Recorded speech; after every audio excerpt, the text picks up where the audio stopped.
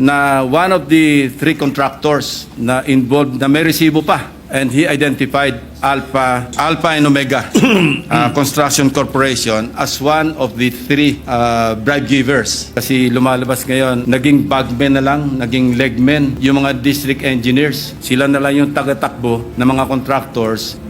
Kaya nga sabi ko, hindi na flood control ang hinahanap ng Pilipino, grid control. Kasi nasobra na yung grid na sinagasaan ng lahat. Sobrang nakakagulat na balita. Grabe, Lacson at Soto tumistigo na. Nahuli na ang mga contractors. Kulong si Escudero. Nagulat. Ayon sa nakalap nating impormasyon, tinawag na bribe givers ang mga construction company matapos mabulgar isang senador ay nasuhulan daw nila. Binigyan nila ng pera sa flood control project, kasabwat dito ang mag-asawang Diskaya. Grabe, Lacson at Soto tumistigo na. Nahuli na ang mga contractors. Kulong si Escudero. Nagulat. Tara panoorin natin. Thank you, Mr. President. Will the distinguished gentleman from Cavite yield to some questions regarding his privileged speech last week? Certainly to the distinguished minority leader, our minority leader, and I cannot let this opportunity pass without acknowledging the exemplary leadership recently displayed by our minority leader. Not many among our colleagues know that he gave way to all the members of the minority. No? Yung membership po ng Commission on Appointments, binigay niya kina Senators Legarda, Subiri, and Risa Ontiveros. Hindi lang yun, pati yung set, binigay pa po dito sa this humble representation. So that's the mark of a true leader, Mr. President. So thank you, distinguished minority leader. Thank you, kind sir. I am humbled by the manifestation. Thank you. Just to refresh our colleagues also, Mr. President, if I may continue. You mentioned in your privilege speech some contractors and some of the owners. Now, Mr. President, may I go on? The Alpha and Omega Construction and the St. Timothy Constructions were included in the top 15 flood control contractor list from President Bongbong Marcos on during his press conference. And if I'm not mistaken, you also mentioned something to that effect in your privilege speech. Now, on the Securities and Exchange Commission papers, iba-iba po ang owners ng composition of the company. But in actuality, alam ng lahat na iisa lang ang may-ari nito. Same owner of the once blacklisted St. Gerard Construction. Now, they will deny this fact until they can. However, in one of the tax cases filed against them on 2022 before the Court of Tax Appeals, CTA case number 10472, to be exact, the same and one address lang ang ginagamit for St. Timothy, St. Matthew, St. Gerard, and Alpha and Omega Construction Corporations. Also, the majority stockholder of St. Timothy, who owns 85% of the company, named Miguel Juntura, was the marketing director of St. Gerard. The question, Mr. President, billions of government projects concentrated and monopolized by a few. Mr. President, paano nila itong nailulusot? Who monitors this kind of circumvention? We have an agency, Mr. President. It is called the Philippine Contractors Accreditation Board, or PICAB, which is the implementing board of the CIAP, a construction industry authority of the Philippines. Incidentally, this authority is under the DTI. No? Pero it seems na medyo nahaluan na rin yata ng konting, o hindi lang konti, no, ng katiwalian pagdating sa mga flood control projects, because information na keep coming in, no, sa aming opisina na itong PICAB nagre-resort na sa accreditation for sale. No? May mga ganyang reports, and I've talked to some contractors, private contractors, na they had this experience of being offered no, accreditation by PICAB na sila na yung bahala sa bank certificate and other requirements no, for a fee of I think 2 million pesos no, for a start. So ganito na po kasama talaga yung kalakaran sa ating bureaucracy. And I think in the second hearing of the Blue Ribbon Committee, because I believe as we have monitored na during the first hearing, guess po ninyo yung resource person nyo yung PICAB. And there's some issues that they could not explain during the hearing. And I think we can take this up again with them. Your observation in relation to St. Timothy and Alpha and Omega. Incidentally, Mr. President, Alpha Omega was mentioned by the Pride of Congress, who incidentally is the produced seed of our distinguished colleague, Senator Lauren Legarda. Sabi ko nga, move over, Senator Legarda, there's a new kid on the block. And to her credit, she produced a seed named Leandro Legarda Leviste. Nabanggit po niya itong Alpha Omega, na one of the 3 contractors na involved, na may resibo pa, ang sabi niya. I heard his interview sa radio, TV, and he identified Alpha and Omega ba ito? Yes. Alpha and Omega Construction Corporation as one of the 3 bribe givers given through the district engineer of Batangas, First Engineering District, si Abelardo Calalo. And I think we should not stop at filing the information or filing the case with the prosecutor's office of Batangas. I think we should dig deeper into this case. Congressman Leviste offered him to be a state witness, and I think the Department of Justice can pursue this, if only to identify and to catch the bigger fish. Kasi lumalabas ngayon, as I mentioned in my privilege speech, naging bagmen na lang, naging legmen yung mga district engineers. Sila na lang yung taga-takbo ng mga contractors, and who knows, maybe even the funders who are the sponsors or proponents of insertions in the GAA. Well, thank you for that, Mr. President. May I know how the Philippine Contractors Board is formed? Ano ba ito? Paano nabubuo itong board na to? Who appoints the members? Who elect the members? Let me look into that, Mr. President. But I think that's a good question to be raised in the second hearing of the Blue Ribbon Committee, led by our distinguished colleague, Senator Marcoleta. I-take note natin, Mr. President, so we can Yes. ask this question. That's good. Thank you very much. Now, speaking of government officials, to determine the involvement of government officials or intertwined ownership with those who have been blacklisted or those who have tax evasion cases, do you think we should also try to dig deeper during the evaluation of project contractors, such as going into the layers of their ownership? Hindi po ba dapat ganun ang gawin? Certainly, Mr. President, we should look into that. Yung interlocking directorship ang tawag doon, na kung saan nile-layer, pero pag tiningnan mo yung corporation documents ng several corporations, nag-i-interlock yung mga director, sila rin. And of course, nile-layer para hindi ma-identify.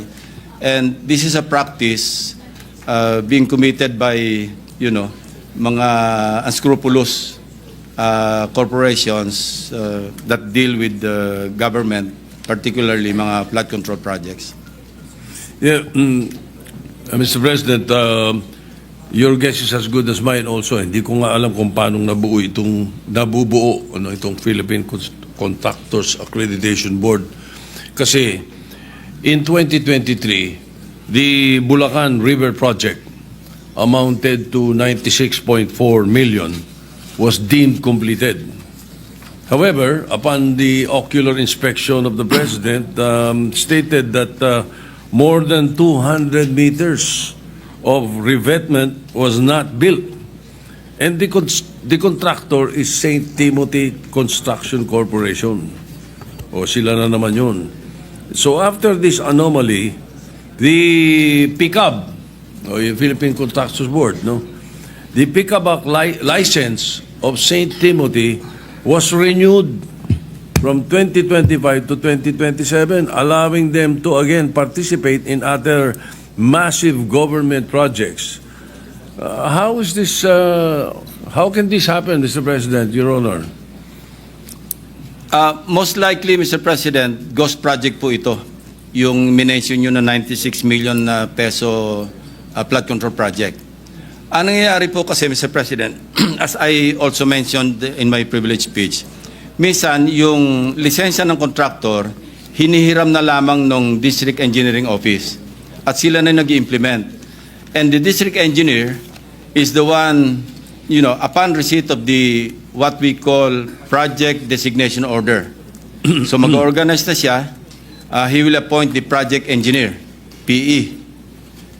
And he will also appoint yung inspector unit, yung mag-i-inspect. And even if hindi makumpleto yung project kasi nga ghost, no, mag-i-issue na rin sila ng tinatawag na Statement of Works Accomplishment. Puro papel po ang tumatakbo, ang umaandar without the project being completed. And I think there's a failure in the monitoring system of the Department of Public Works and Highways in the central office. Kasi meron silang monitoring office under a USEC, in the department. Ito yung nagmo-monitor ng progress ng lahat ng mga projects, not only flood control projects, but all kinds of infra projects under the auspices or supervision of the Department of Public Works and Highways. So I don't know how high up yung syndicate, but it seems that the DPWH has become a playground of syndicates. Kasi nung sinabi nga ni Secretary Bonoan na isolated case ang first engineering district ng Bulacan, I did not believe him, Mr. President. Kasi mismong ang presidente, pag nag-iikot sa iba't ibang lugar, may nakikitang ghost projects. I myself, my team, was able to validate this in Nauhan, in Sitio Dike, Barangay Apitong. And I was listening to this interview by Secretary Bonoan. Sabi niya, miscommunication lang daw with the barangay chairman na sinasabing yung project na sinasabing ghost project, ibang lugar daw. Well, ang sinabi niya, Barangay Dike. Barangay, hindi raw sa Barangay Apitong. Sitio Dike, Mr. President, is in Barangay Apitong. And our basis for locating that particular ghost project declared as completed, pero walang project na nangyari, pinabalidate lang namin doon sa barangay chairman and some residents na talagang wala silang nasaksihan na construction ng flood control projects in that area. Kasi isang sitio lang naman to, Mr. President. Ang sinasabi niya, miscommunication, mali raw yung aming team, which I cannot accept, Mr. President. Because, I have this habit of validating, counter-checking, validating again before I open my mouth, especially in a privileged speech, because I know I will be fact-checked. And it really happened because andyan na yung media, nagpunta na doon sa mga binanggit kong ghost projects, and they were really fact-checking kung talagang ghost projects. And here comes the DPWH Secretary, no less, even accusing us, or insinuating at least, na mali kami, and mali rin daw yung media. So how could the Bulacan First District Engineering Office be an isolated case kung laganap na yung kaso? And man you, Mr. President, yung ginawa namin, in-undertake lang namin mga case studies because I already anticipated that line na hindi isolated case yan. Actually, we were ready to deliver, I was ready to deliver my privilege speech after Nauhan or after Oriental Mindoro. Sufficient na po yung mga case studies doon. But I told my staff, let's wait a while, Kasi sasabihin, tiyak yan, isolated case yung Oriental Mindoro. Let's go to other places. Luckily for us, Mr. President, the President launched 1 week after his SONA, he launched the Sumbong sa Pangulo .ph website. And it was very helpful, actually. And it continues to help our netizens, the media, and other people concerned with the anomalous flood control projects. Ang laking tulong po sa amin because exact location, the website provided us with the exact grid coordinates. Kaya nga pati yung multo, pati yung guni-guni, nakita namin eh. Imagine, wala ka makikitang project pero natukoy pa rin ng aking team or teams kung saan nakalocate yung ghost projects. Why? Because of the Sumbong sa Pangulo website. Hindi makakaila, Mr. President. That's the reason why we were able to locate several ghost projects, mostly in Bulacan. Kasi as I also mentioned in my privilege speech, yung Bulacan First District Engineering Office, yun ang pinaka-notorious at least from where I sit, Mr. President. Ginoong Pangulo, Mr. President, ngunit kung completed na yung project, pag sinabing deemed completed, nabayaran na to. Babayaran, Mr. President. Pabayaran o nabayaran na? Nabayaran. And there are several signatories like for a project inspection, it has to be declared complete para ma-release yung payment.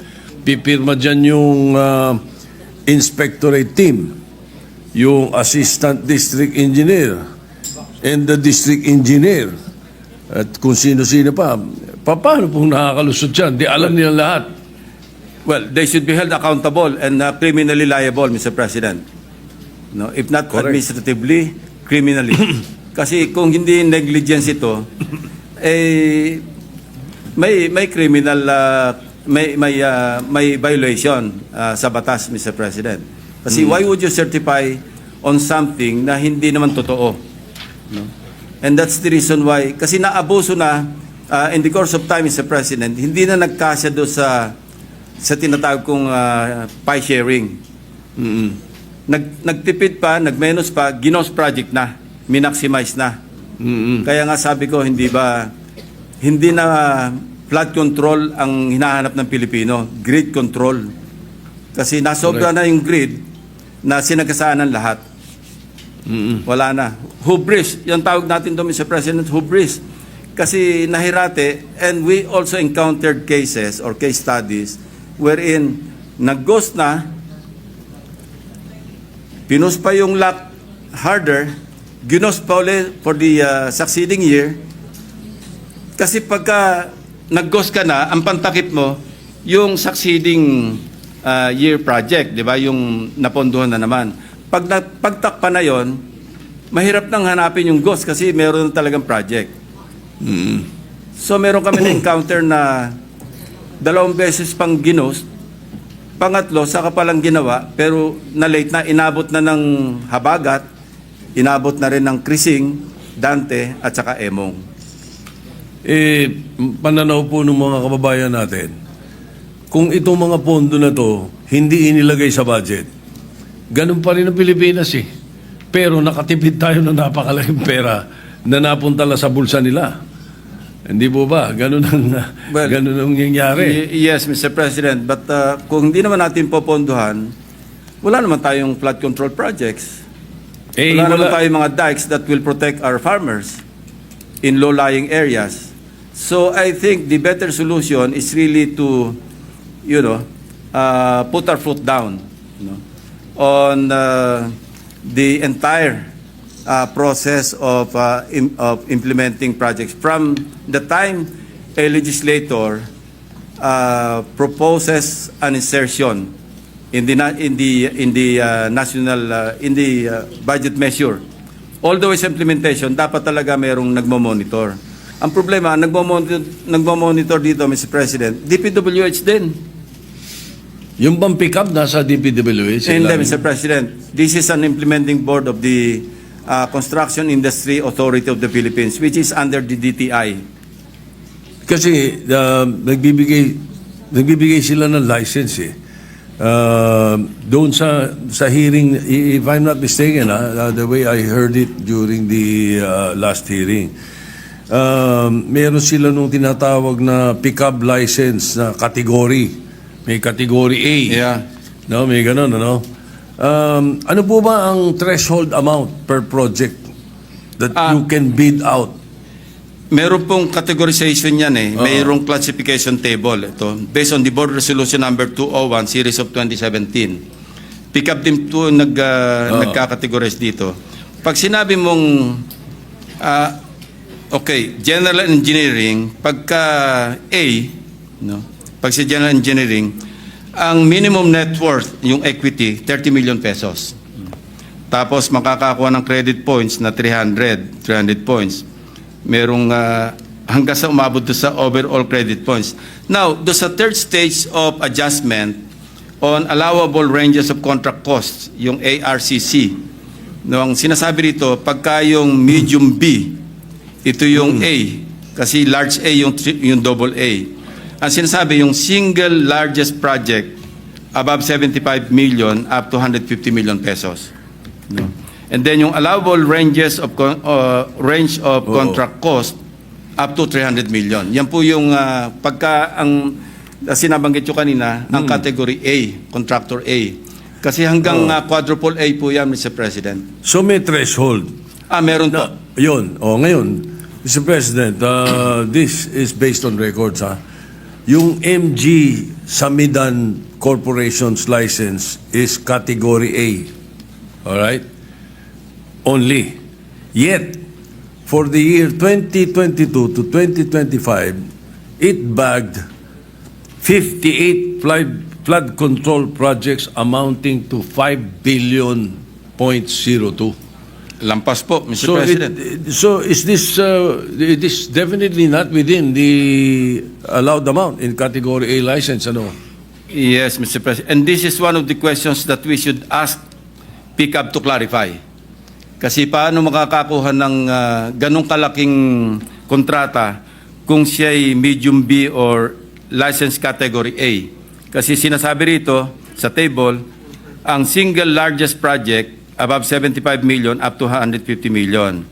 And allowable range of contract costs up to 300 million. Kasi kung billion, medyo lampas-lampasan siguro. 5 billion po. Baka pang quadruple or triple A na yan, Mr. President. 5 So billion we should po. ask Ito pa. them.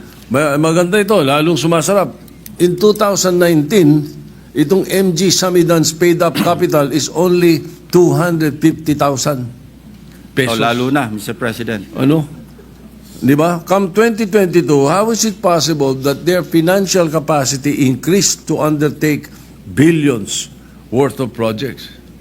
I think, Mr. President, distinguished minority leader, we should attend the second hearing of the Blue Ribbon Committee and clarify po natin ito.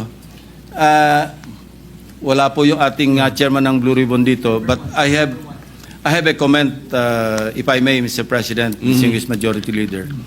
September 1 din yata yung first hearing natin ng DBCC. Baka naman pwedeng pagsalisihin natin yung petsa kasi parehong gusto nating mag-attend do sa dalawang all too important hearings. So baka naman pwedeng mapakiusapan natin yung Blue Ribbon na ilis man lang sa ibang petsa, not on September 1. Kasi September 1, Is it I at don't the know same time? kung anong araw yon, but if it's session day, Parehong 10? maubusan tayo ng oras. Is it at the same time? Yeah, we take note of that, Mr. President. We will consult with the chairperson of the Blue Ribbon Committee and the chairperson of Finance, Mr. President. Thank you. Thank you, dear colleague. Thank you, Mr. President. Now, during the hearing also, Mr. President, that's why talagang tama, napakahalaga na maka-attend tayo nito mga hearings na ito. I found out that yung blacklisting po nila is only 1 year. I feel that it's too lax a penalty for being blacklisted. Hindi lang yun tapos gagawa pa ng ibang kumpanya. Do you think we should come up with a sticker penalty? Let's say 3 to 5 or 3 or 5 years. Pag na-blacklist ka, dapat 5 taon, hindi ka pwede. What do you think, Your Honor, Mr. President? Mr. President, I was told that the creation of PICAB is under Republic Act 4566. And I think we should revisit RA 4566 para ma-check natin itong, I won't say anomaly, but itong probably, kailan i-update natin yung batas, Mr. President. Good, Mr. President. At least we would be able to look into that piece of legislation. Ano? Now, May I know what construction company are you referring to? Yung malitang paid-up capital. MG Samidan. MG? MG Samidan. Thank you. All right. Ito, madalas kong naririnig sa inyo ito during not only during the campaign, but many years ago. You're very concerned about the regional development councils, the local development councils. Ang sinasabi ninyo, dapat pag-akyat sa NEP or paggawa ng NEP, nakikinig sa local development councils, sa regional development councils, hindi po ba? That is correct, Mr. President. Kaya mahalaga rin talaga itong DBCC na hearing. Ngayon, why are there flood control projects in areas identified by Project NOAA as having little or none flood risk? Why are we spending billions of pesos on projects that these areas, when many areas are drowning during a single habagat? Paano nangyayari po ito? Ibig sabihin, hindi nakikinig doon sa Regional Development Council or yung Regional Development Council ang humihiling? Mr. President, this is one flaw in the budget process that we want to correct. And I've been very vocal in this regard. No? Dahil year in, year out, and I hope I have always raised this question. Our colleague, Senator Ligarda, when she was chairperson, paulit-ulit ko po yung tanong, bakit 20% lamang ng output ng local development councils, particularly our regional development councils, ang na-adapt sa NEP? Imagine 20%, and yet, dapat yung bulk ng mga projects, mga PPAs, no?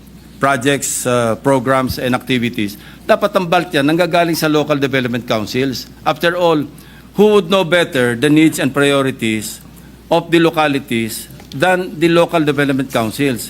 Ang nangyayari, Mr. President, alam nyo, yung district representatives natin should be represented in the local development councils, and they are.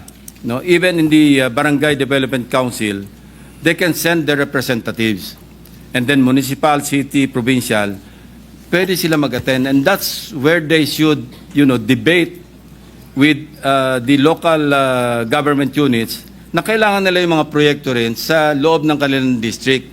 Na sa ganon, when the budget call comes, nakasama na sa National Expenditure Program yung output ng mga regional development councils. Anong nangyayari, Mr. President?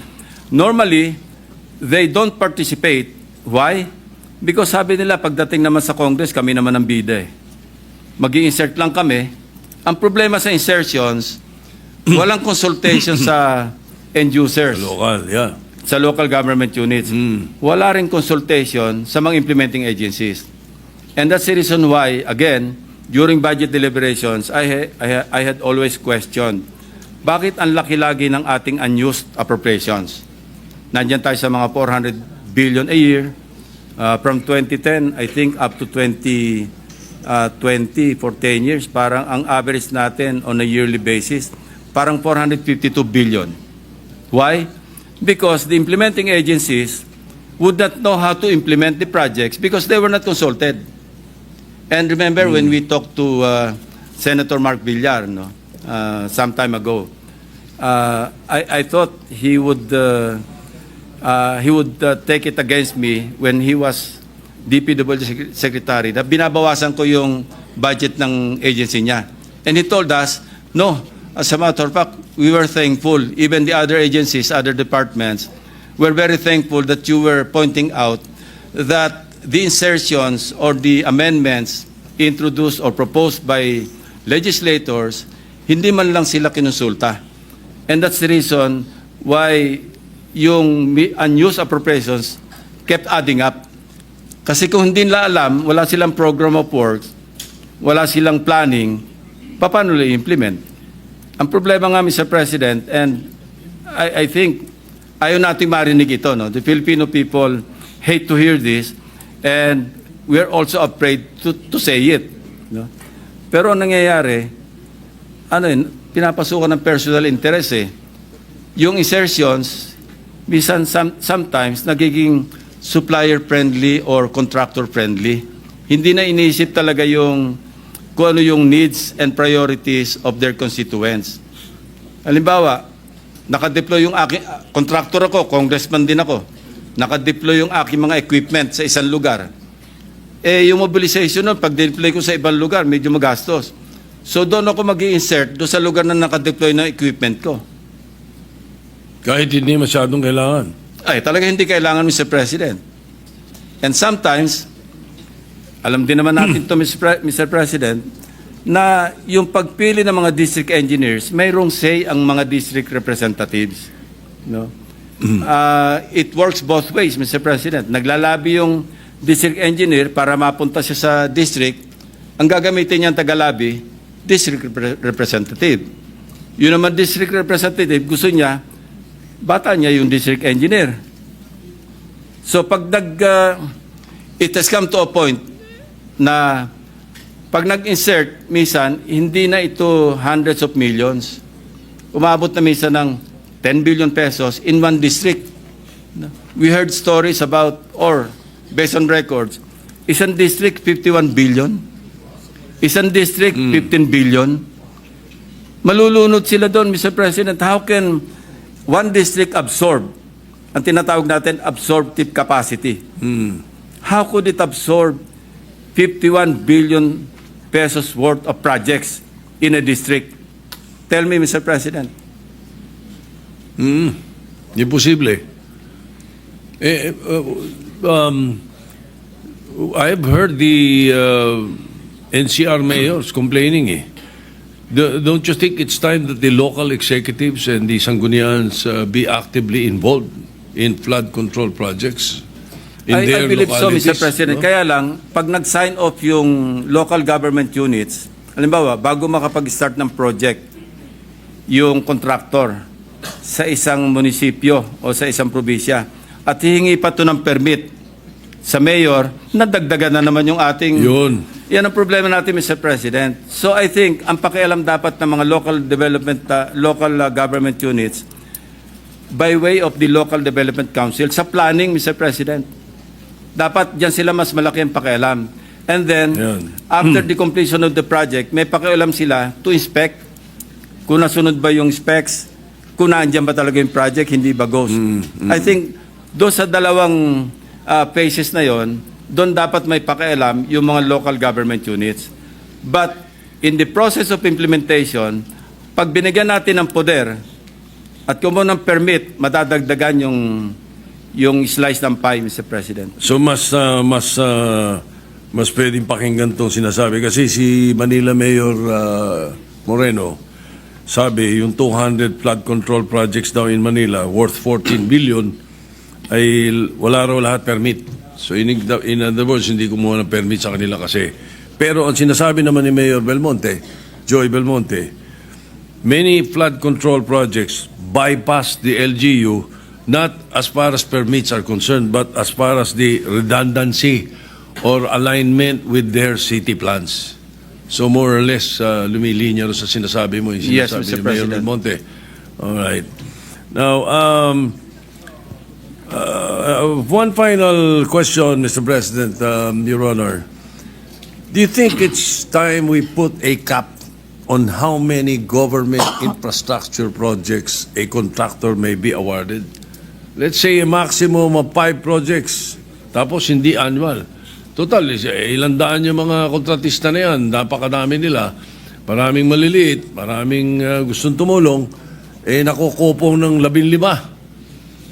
500 billion, 15.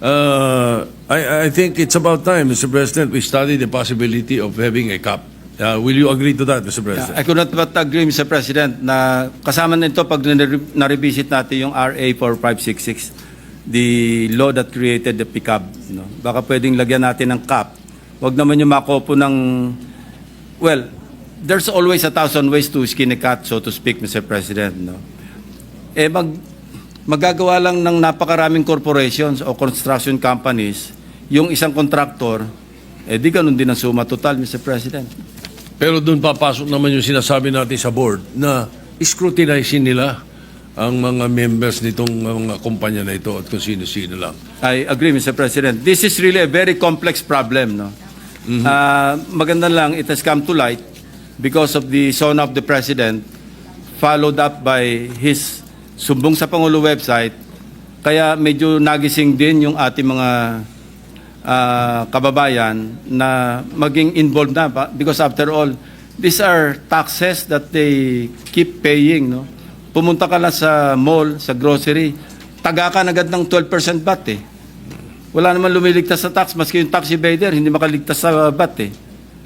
And So we also, should all get involved and we should all really, for a change, you know. Kaya nga ako, when I was interviewed once, and I intend to manifest during the hearing, the first hearing with the DBCC, gusto ko i-manifest, Mr. President, for a change, i-adapt na lang natin yung NEP eh. So it's all on the executive department. I-monitor na lang natin how, or i-oversee na lang natin how they implement their own budget. No? But you know, it's easier said than done. No? Because we're only one house and we are 24. Of course, some of our colleagues have their own advocacies, no? Well-intentioned as they are, na hindi rin naman siguro papayag na as is where is yung ating NEP. okay. But I'm tempted to manifest and even move that we adapt. Wala pa tayong trabaho. May Pag-usapan I, natin Mr. na- President, with the indulgence of our minority, may I just... I can end this now. I can end this, Mr. Majority Leader. Thank you very much. At malaking bagay din nakatulong yung privilege speech ng ating colleague from Cavite. Congratulations for that and thank you very much. Majority Leader, thank you. Yes, I am thank you. done. Thank you. Ngayon, ikaw, bilang Pilipino, ano ang masasabi mo at reaksyon sa balitang ito? Mag-iwan ka ng komento sa ibaba at atin pong babasahin isa-isa.